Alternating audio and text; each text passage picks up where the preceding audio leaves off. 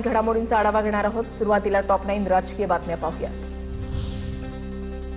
ठाण्यातील डॉक्टर मारहाण प्रकरणामधील मुख्य आरोपी नगरसेवक रमेश म्हात्रेंना अटक। उच्च रक्तदाबामुळे त्यांच्यावर ठाणे सिव्हिल रुग्णालयामध्ये उपचार सुरू। आज न्यायालयामध्ये व्हिडिओ कॉन्फरन्सिंगच्याद्वारे हजेरी लावण्याची शक्यता।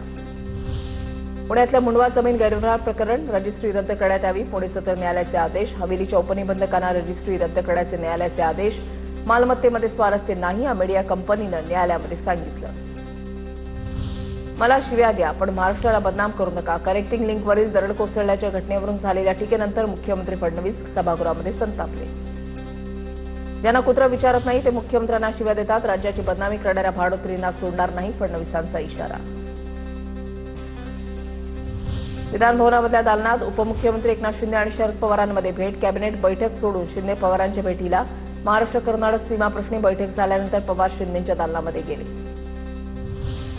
शिंदेंच्या दालनामध्ये कोणतीही वेगळी चर्चा झाली नाही। पवार साहेबांसारखा मोठा नेता आल्यानंतर सत्तेमधील नेत्यांना वाटतं की आपल्या दालनामध्ये यावं।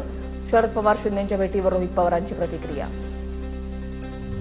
शरद पवार विधिमंडळामध्ये आले होते। पवार एकनाथ शिंदेंच्या कार्यालयामध्ये का गेले माहिती नाही। पवार शिंदे यांच्यामधल्या भेटीवर वडेट्टीवारांची प्रतिक्रिया।